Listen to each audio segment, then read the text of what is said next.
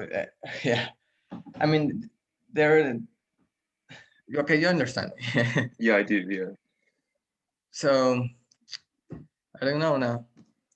Um, we should talk with the other girls about it. What do you think? Yeah.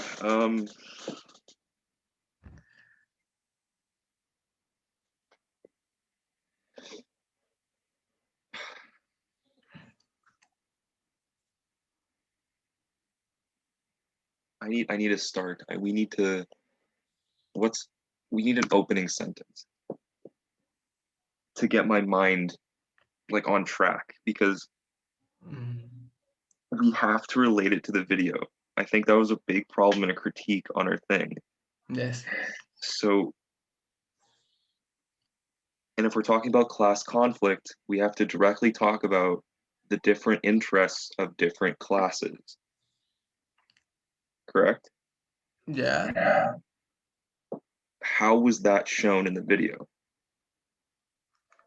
The only way I could think about it in that way, in terms of in terms of class conflict, is that their Apple is selling the product only in their interests of success and not the technological advancements brought forth by the people who made it. But is that strong enough? Is that class conflict enough? Yeah.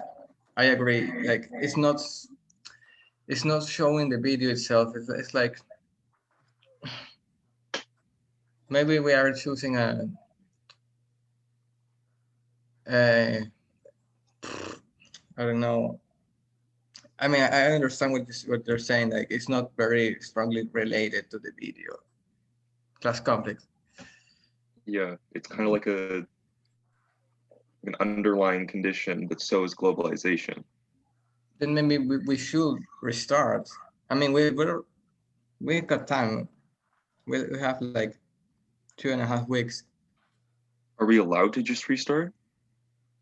We should probably. Does that mean that we're going to write another abstract? No, I don't think so. But okay, you know what? I think I'm gonna talk to the Yeah, sociological assistant. What's her face? Juliet, I think her name is. yeah, Juliet. I'm gonna set up a little Zoom with her, and I need to just explain to her all this shit that we're going through. And Do you want me to be in the video in the Zoom as well? we could probably, we could honestly probably all be there, but I need to figure out what I'm gonna ask her first. Yeah. Okay. Are you writing right now? Like, I have a couple of ideas. Like, um, the main problem of our video is that our ad is not easily related with what we have in at first in the beginning of thought. Okay, I'm Exactly. confusing. Yeah. It's very difficult for us right now to relate to class conflict in this case or globalization. I think we should choose another ad, or in this case sociological. No, how was it? Sociological concept? No, Yeah, sociological concept. no. We're gonna change our ad in that. That means, sorry,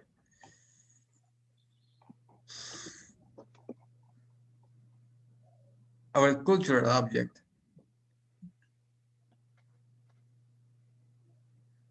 cultural subject, maybe. Oh shit. I'm not sure what you mean.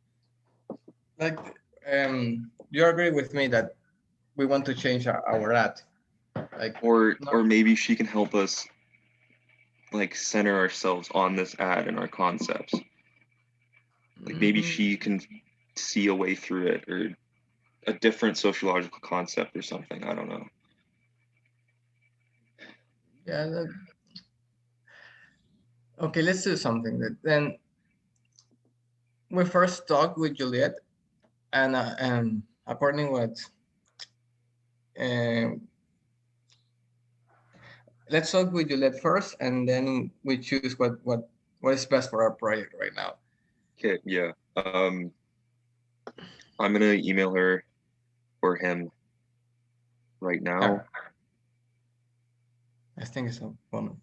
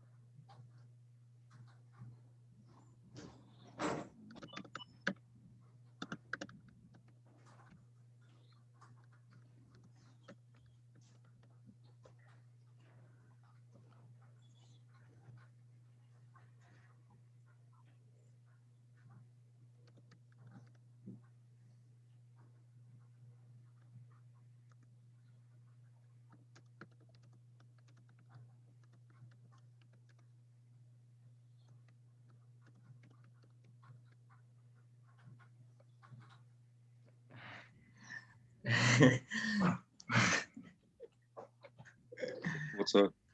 Are you seeing that Henry Heller on the on our Zoom meeting?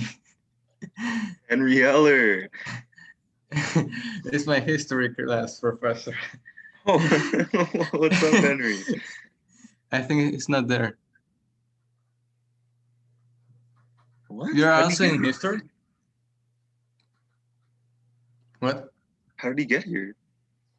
I don't know. Henry, he's not listening. He's not there. He's not there. No, it's live. He's there. He's just on his computer. Oh yeah. I saw. He doesn't have his headphones on. Henry, what's going on? How did he get here? I don't know. Did you send him the invite? No, I made this a private, I, a private meeting. What's going Wait, on, dude? and are you in history class as well? No, And how do you know him? I don't. It's just I saw his name. Oh, okay. I thought you were a student as well. You know. Dude, Oh, okay. I'm so confused. How did he get here? Yeah. Well, anyway.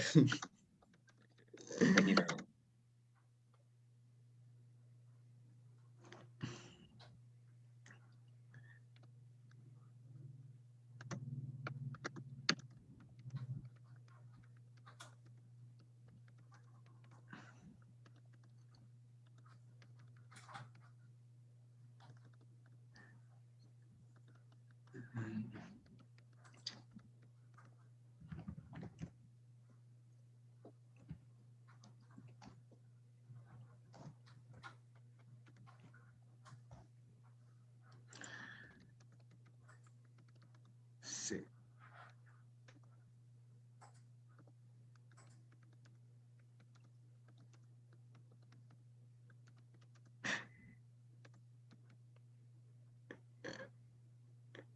He's working hard though.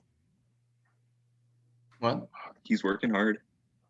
Yeah, I just noticed that he's recording the meeting.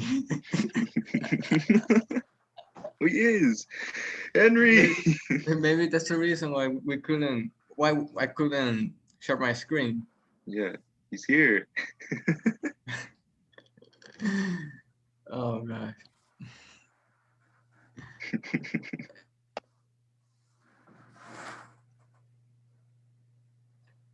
Is this your history class? Yeah, I mean, this itself is not. I mean, I think he should be making another Zoom meeting. But Text him. my history class is in half an hour.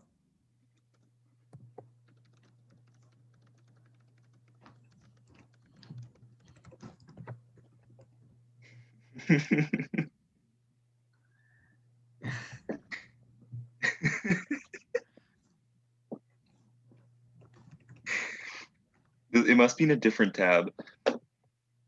Maybe. I mean, he's not listening to us.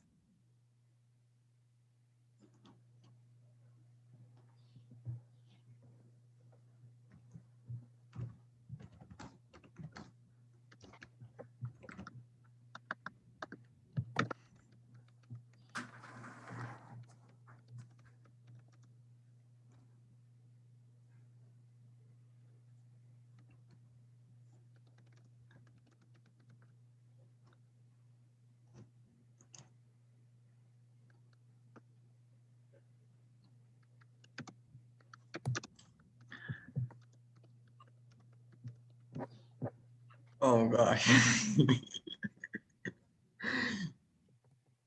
Oh no. Well, Ruth, so are you gonna send that email and Yeah, I'll email her, try to set up a appointment as soon as possible, and I'll let you know, I guess. okay, then But for now, I'm gonna keep thinking about ways we can do this. me too. I was about to ask you if you wanna like later on the day, like maybe 4:30, have another meeting now with the whole group, and discuss this that we have that we have discussed within us. We can probably just text it in the chat. Yeah, that's an option, but in case someone has a question, I prefer a meeting. But as you see, Yeah, if you want, sure, but can you ask? I don't want to bother them. okay, I can do it. Okay, so 4:30 then. Um, I'm gonna say it's just texting them Yeah, because yeah, it's better because I'm not sure how's my time later in the day. I mean, yeah, I'm gonna be busy the whole weekend, so that's why I prefer doing this on, on Friday. yeah. But we still have 2.5 weeks, so we still got lots of time. Yeah, we do, but as I told you, Yeah, I if we would do have to restart, it's going to be bad. very bad. And also keep in mind that our written abstract took us like what 2 weeks, and we've got a lot of time. We also it also took us a lot of time, so Yeah, I wouldn't be so confident about it. yeah, but we're being proactive, so we're doing it now. That's good. That's very good. All right, So man, you gonna text the chat? not now. I'm gonna have my history class. Yeah, okay, sounds good. Alrighty then. And see you. Okay, see you, You man. you text me anything. Okay, for sure, I will. I'll let you know what the email Okay. situation is. Okay, bye. Bye bye.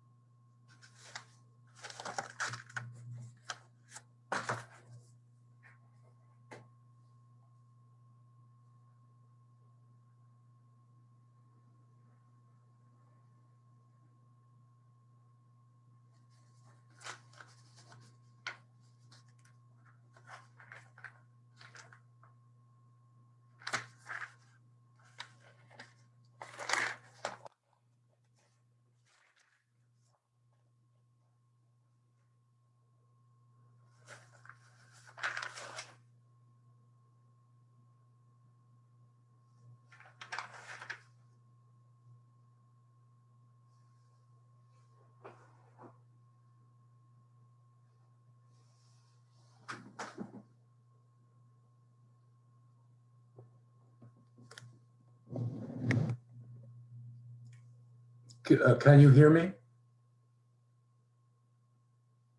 Could somebody respond, please? Yeah, we Yes. can hear you. Okay, can you see the map? Yes, we can. Or I can anyway. Okay, that's good.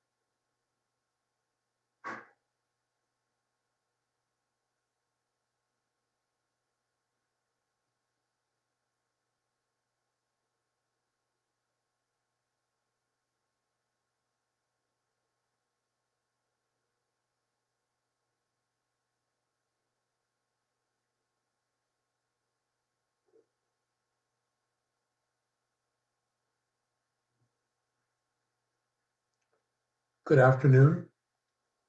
So somebody just said that they can see the map, um, which is important to the lecture. And I want to, and I was told by the chair of my department that the test grades are available on Umlearn. Has anybody checked that? And have you gotten your grade, your test grade? Can anybody tell me about this? Well, in any case, the chair has told me that the test grades are available on UmLearn. Now, as to the essay grade, um, this is a fraught question at this point. And so what I'm going to do is that, well, I understand that you want your result, and what I will do is, as soon as I can, is basically one by one, simply email every one of you and tell you what you got on the essay, because I have the grade sheet. Yeah, I just Are there any checked questions about this? Sorry, I just checked right now and there's no mark on UmLearn. I beg your pardon? There's no mark available right now. That's can't what see it. that's the problem. Yeah. And so, as I said, I will be sending the marks one way or another. I guess over the weekend, I'll work on this as a project. Sending each of you individually your grade. I'm sorry for the screw up, but sometimes things happen. I want to start today by doing yet another review question. I want to do question 21, which asks, what was the role of the prophets, the Hebrew prophets, in the development of the Jewish religion? So in answering this question, I think you should start with Moses and the origins of the covenant between Jehovah and the 12 tribes of Israel.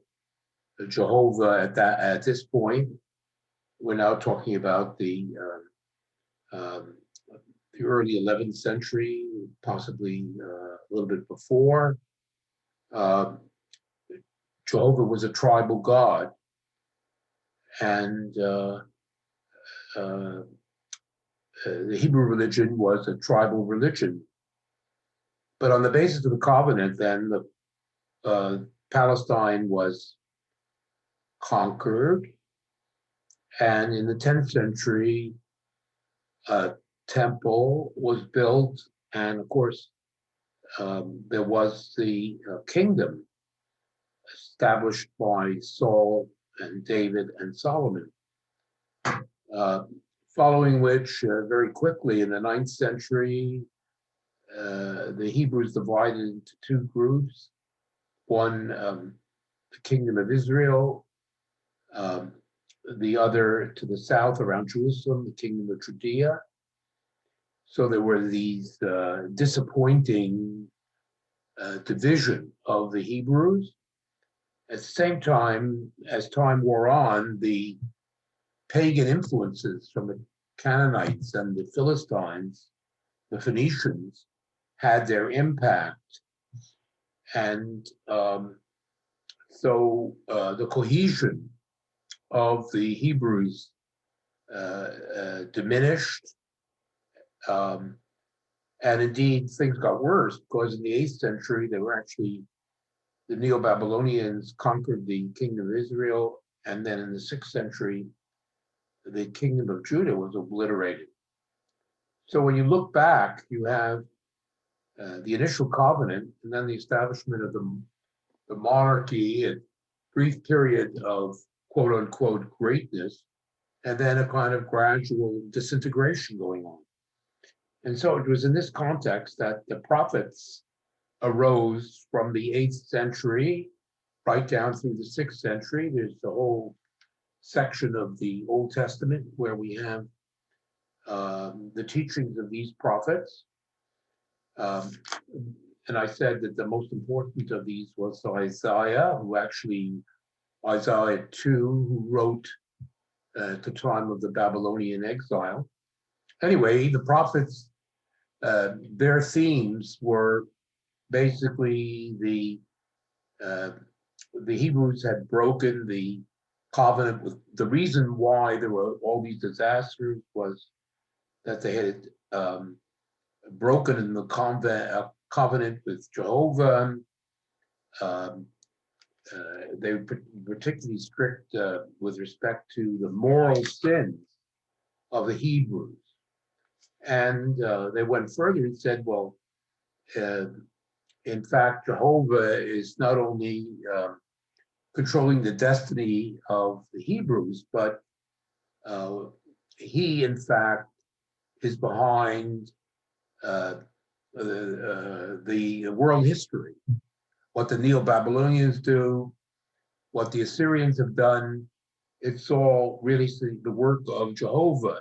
In other words, they asserted a kind of the idea that the universe was controlled, history was controlled by Jehovah. It was the assertion of a monotheistic God. And finally, we come to Isaiah 2, takes this up, takes this a step further. He reiterates all these themes, but he says that the sufferings of Israel, of the Hebrews, or of a righteous remnant of them, the really good people amongst the Hebrews, so there is a whole intention behind this suffering. God has a certain purpose. The Hebrews are sacrificing because out of their suffering will come universal redemption, which means universal peace, the unity of humankind.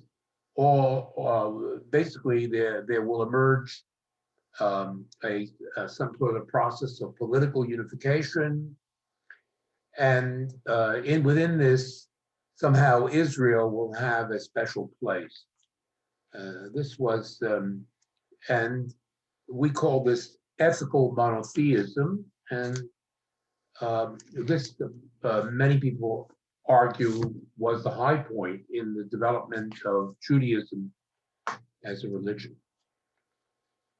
Are there any questions about what I've said? Okay, let's go back to the narrative now. And today I'm going to narrate the barbarian invasions. It's a very complicated subject. And I guess what I would say is listen to the narrative, and I will try to signal, there's a whole sequence of events that are in a way very confusing. So I will try to underscore what is important in all this narrative. And I think what's really important is how, I mean, in terms of the movements, the migrations that I'm going to be talking about, is the establishment, the Roman authority is swept away as a result. The Roman Empire collapses in the West, and a series of barbarian kingdoms emerge. And that's really what we need to stress, that the Roman political authority, the disappearance of the Roman political authority and its replacement by these barbarian kingdoms. So bear that in mind.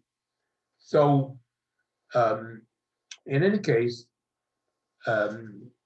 we left off with the Roman Empire racked by civil war and economic crisis. I spent quite a bit of time on this. There's no point here going over it again. But the stage was set because of these internal troubles for successful invasions by the barbarians. But in order to sort of understand that, you have to understand that there were really a first and second wave.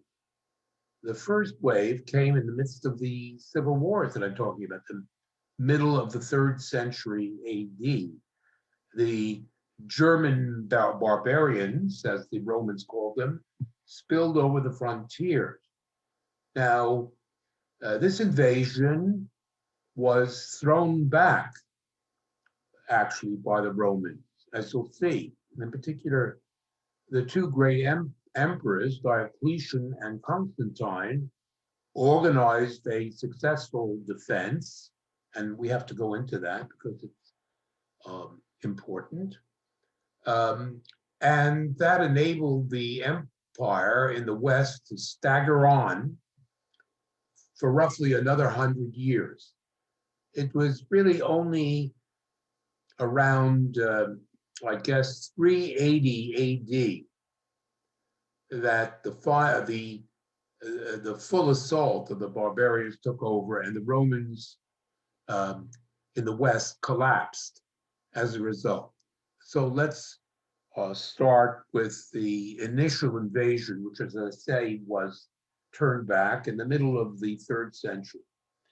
Now you see on this map here, everything in pink is the Roman Empire, and the German tribes are located in this region. Obviously, we're disunited, but they took advantage of the opportunity with the Roman Empire collapsing, and in fact, 1/3 of the population having disappeared. They, in effect, spilled over the frontiers. Now, the main what we have to see is that along the Rhine River, roughly here, there were one of the peoples involved were the Franks, a German tribe, a big German tribe. Another further south, close to Switzerland, were the so-called Alemanni. So there were the Franks and Alemanni on the Rhine River, and then along the Danube River, all the way to the Black Sea, we can speak of the Goths. Franks and Alemanni basically in the West, and then in Central Europe along the Danube were the so-called Goths. Well, in 250, that's right in the middle of the civil wars, the Goths made their move. They crossed, they came across the Danube River and they invaded this region here. And indeed, the Roman, the emperor, at one of the Roman Empire emperor at the time, gathered a certain number of legions in order to resist this, and he was actually killed in battle. And the Goths, therefore, were able to continue their assault, and in fact, they raided right down into Greece, right through the Balkans, down into Greece, then even they took to the sea and raided some of the Greek islands here. So this was a serious assault. And then at the same time, the Franks, or rather in 256, they cross the Rhine River and they enter Gaul, which was familiar to us as France. So the Franks, they invade this way. And here in this area here are the Alemanni, and they move through Switzerland and come down into the northern Italian plain, actually attacking the city of Milan, roughly here. So you have a three-pronged assault. Goths here, Franks into Gallia, and the Alemanni into Italy. However, the Romans at this point do rally. They do rally, and in particular, there are two emperors. Oh, you see this area here. Well, the Goths actually invaded, as I say, but this region known as Illyrium was the main recruiting ground of the Roman legions. This is where many of the best units of the remaining best units of the Roman army were raised. And it's this region, characteristically, which threw up these two emperors, Diocletian and Constantine. And it was these two emperors who rallied the empire and actually was able to throw back this first assault by the barbarians. And this is what I want to speak about at some length now, is how did they do it? They did it basically by, in the face of the crisis, of course, they were able to bring the internal crisis under control, as you see.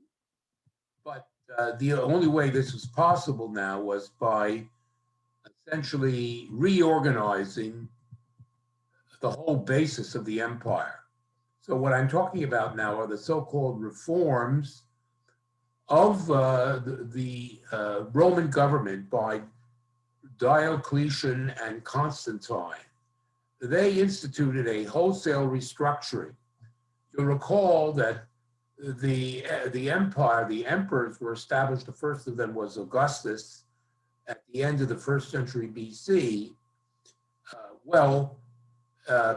This we can call it the first period of the empire. It lasted for 2 centuries, was known as the Principate, and I've made that clear. We now see with Diocletian and Constantine a drastic change based on the crisis situation. So the following things were done. I'm now speaking about the reforms of these two emperors.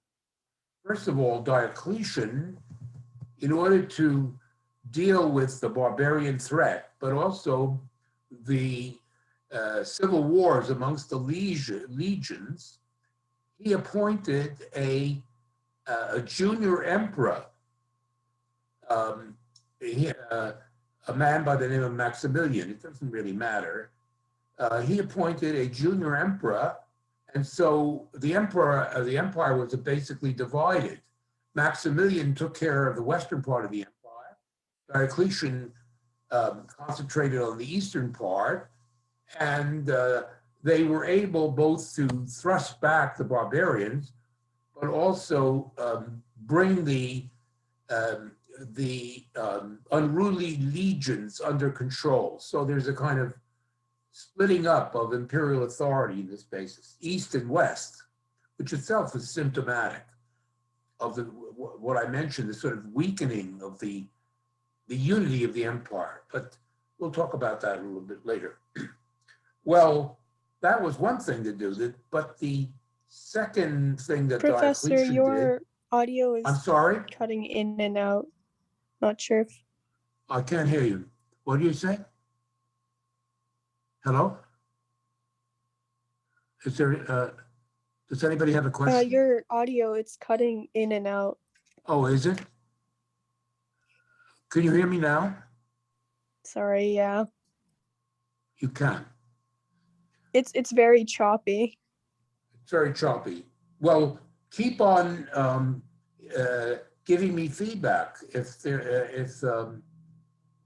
I'm not clear, I'll just stop until it clears up. Is it okay now? Is it okay now? Hello? Can anybody say whether it's okay? Hello? Hello? It's better now on my side, but maybe it's, oh yeah, you're frozen now. Okay, It's I'm still assuming. very choppy for most of us, I think.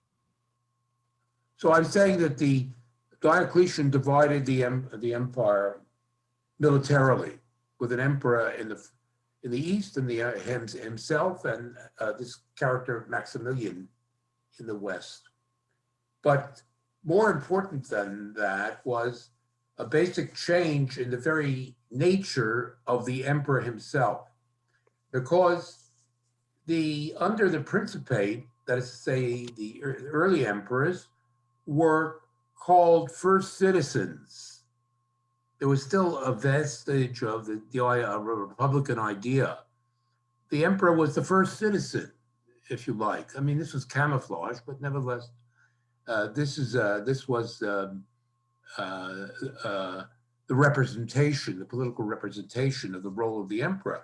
He was also the commander-in-chief of the armies, the Roman legions, or imperator. Remember, I said that emperor and imperator is one and the same thing.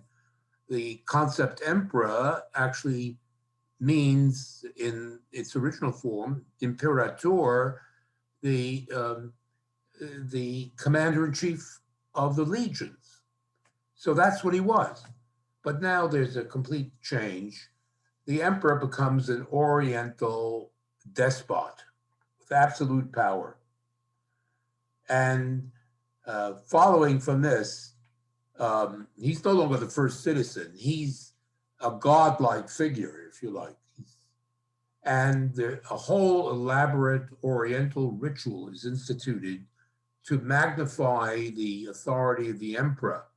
And in this way, hopefully to sort of put fear into the hearts of anybody who would challenge the imperial authority. So there's what we call an orientalization of the office of emperor. The second thing is a reorganization of the bureaucracy. Now, by the time that I'm speaking about, the basic way that the empire was governed was there were what we call provinces ruled by governors or procurators, governors, and below that, each province was divided into a number of dioceses. So you have the emperor at Rome, and you have then the provinces of the empire, governors, and then below that you have the dioceses, which are the subunits of the provinces. It's a kind of pyramid. Well, basically what Diocletian, and confirmed by Constantine, did was they actually doubled the number of provinces and greatly increased the number of dioceses. In other words, they split these things up into smaller units so that they could more closely control the population. That was the point. And in particular, what they were really after was to extract tribute taxes from the population so that they could get enough money essentially to maintain the political structure and above all the army. So orientalization of the monarchy, of the emperor, and bureaucratic reorganization. The third thing, I should add that as a result of these changes, the vestiges of self-government by the cities disappeared. The cities lost whatever remaining independence they had. They were completely under the control of the central bureaucracy, which was a huge change when you consider that under the Principate, still the idea was to give the cities a certain amount of self-government. Well, this is all abolished. As a matter of fact, the Senate was abolished as well. There was no longer a Senate. As a result of the crisis of the Third Senate, what remained was merely the office of senator. The emperor appointed all the senators, and it was a kind of honor. People who were important, landowners, big landowners, or important bureaucrats, the emperor would say, well, now you're a senator. But it really had no, it was an honorific title, sort of like the Canadian Senate, if you understand my meaning. It had little political weight. So all in all, the effects of all of this, of course, is that the authority of the emperor is reinforced by all of these changes that I'm talking about. And so those were the political changes, but also, of course, militarily, Diocletian and Constantine enormously increased the size of the Roman legions to over 500,000 men, over 500,000, the largest army yet seen in the ancient world, not to be equaled until the end of the 17th century in Europe. Well, those were the essential reforms of Diocletian, and most of them. There's one more that I need to mention. But what I would say at this point was this enormous increase in the weight of the state in society. The state became very intrusive and very the bureaucracy, the presence of the army greatly increased. It meant that the burden, the tax burden on the population was greatly increased as a result. And you have to understand, they're trying to deal with this internal unrest and above all, the threat from the barbarians. So they need a way bigger army. And the only way to get that is to basically raise more money through taxation. Well, I've already told you that in the 3rd century, Rome fell into this internal crisis, which included a severe economic crisis, and the economy actually withered. It fell, and population, economic output all fell. So they're basically increasing taxes while the economy is failing in order to save the state. Today we would, in such a situation, what would happen if anybody was sane, and Biden is sane, they would begin to pump money to people at the bottom of society to restore the base of the economy. No, the Romans basically just turned up the screws on the population. And so you have much more social regimentation by the government. And one of the leading measures was the following, that the peasants, who still were the great majority, a law was passed basically saying that peasants could no longer move from their farms, that in order to ensure that all the peasants paid their taxes, they simply could not move. And so they were fixed to the land. In other words, there was no longer any kind of social or economic mobility permitted by the majority of the population.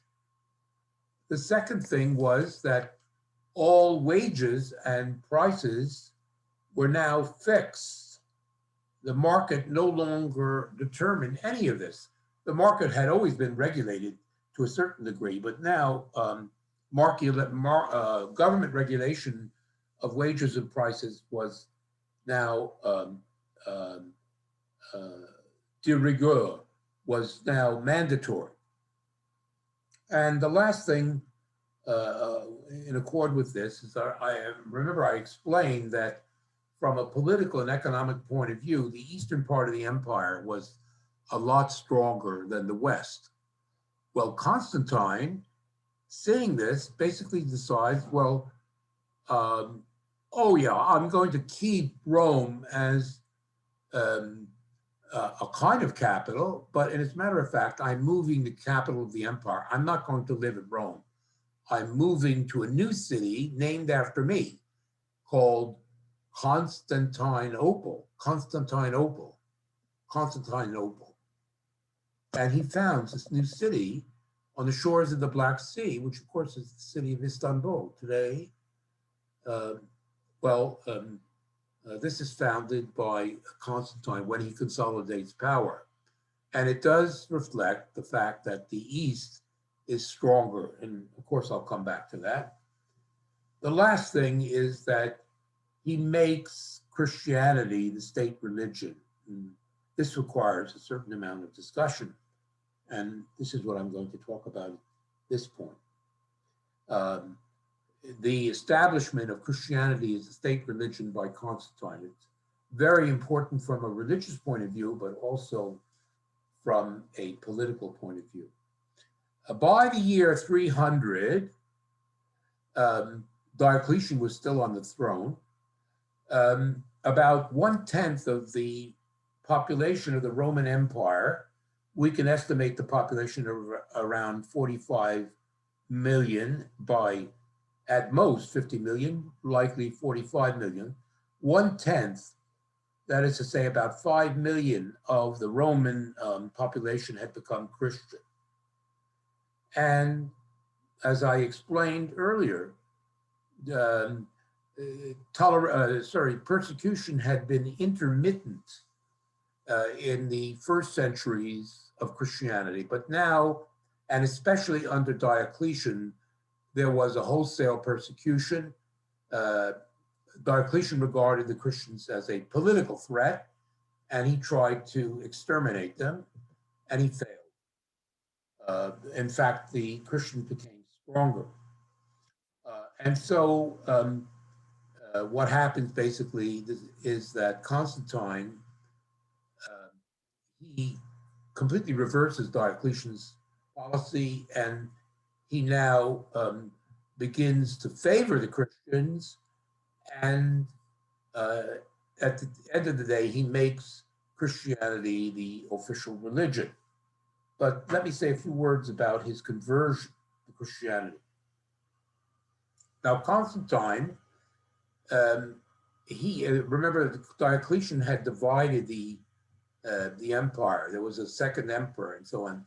And Constantine was one of these characters who became second empire. But as a matter of fact, there was a big struggle for power that went on for a long time.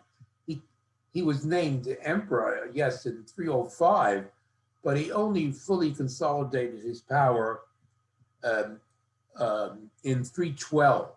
There was a period of war with rivals and so on that went on for some years until he won a big battle, and the battle occurred actually in northern Italy. The battle, it was the Battle of the Milvian Bridge. Incidentally, are you receiving me? Is there any problem now? Is everything okay? Everything's okay. Good. He won this battle. It's called the Milvian Bridge, the Battle of the Milvian Bridge in northern Italy, 312. And he basically, after this, consolidates power. Well, in winning this battle, a miracle occurred. He said that just before the battle, through the clouds, he saw a gigantic cross, and there came to him a revelation, and the revelation basically exclaimed, by this sign, that is to say, by the sign of the cross, you will conquer. By the sign of the cross, you will conquer. And this Constantine, up to this point, worshipped the sun. It's one of the religions, the sun god. Well, he abandons this and he adopts Christianity in 312. And from this point onwards, now the church, which has a lot of resources, is now organizational and even financial. It begins to back Constantine, and it becomes an important support to his consolidation of property. At the same time, in return for this, Constantine begins to reward the bishops, some of the bishops. He gives away certain state property to the bishops. And one of the bishops that most benefits from this largesse on the part of Constantine is the Bishop of Rome, no less. The Bishop of Rome, who, of course, ultimately becomes the Pope of the Roman Catholic Church. This is only beginning, but the endowment by Constantine at this point of these lands was important to the rise of the papacy. Now, having done all this, Constantine himself, he continued to tolerate the other pagan religions. And I mentioned earlier in the earlier lecture, there were so many of them. He continued to tolerate these. He didn't interfere with the pagans directly. He was just favoring the Christians at this time. Talk a little bit more about that in a minute. But in any case, in having become a Christian and the Christian church now so important to him, he considers it his duty, God-given duty,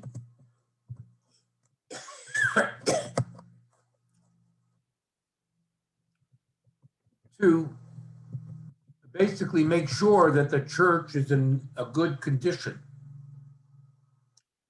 And so he freely interferes now in the government of the church. Some church officials are surprised by this, but this is what he's doing. Sorry. Now, such an interference is before the emperors became Christians.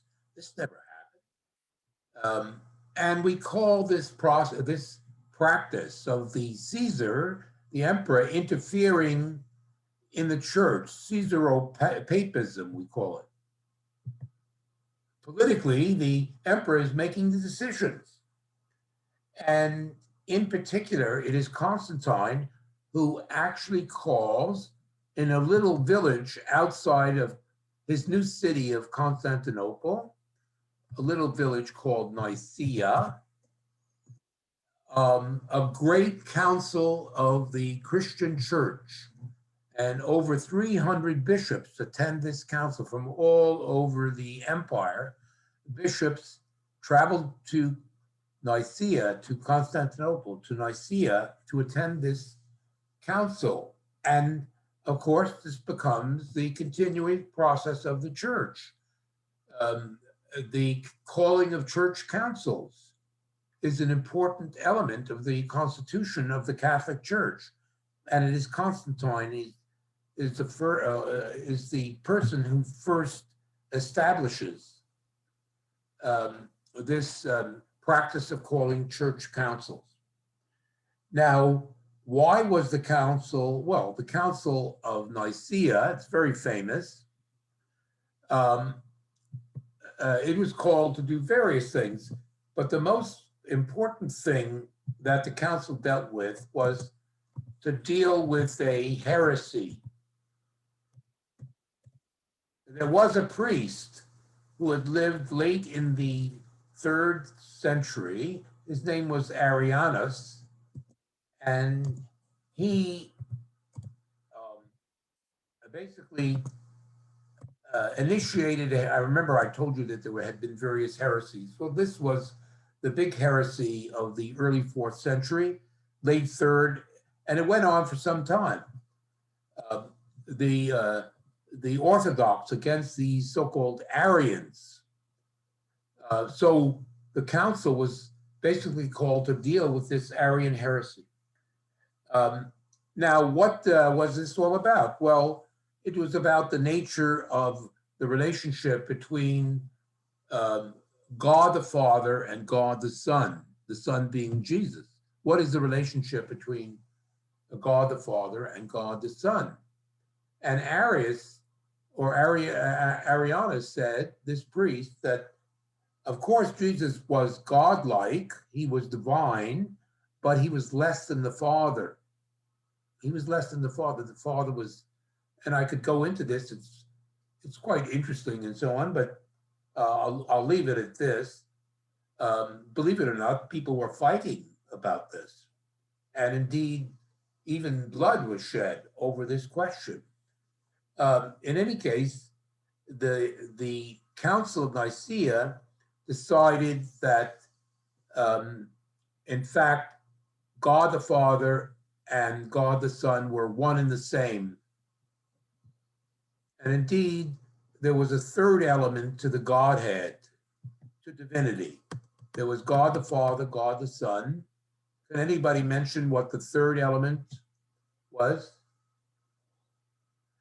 The Holy Ghost.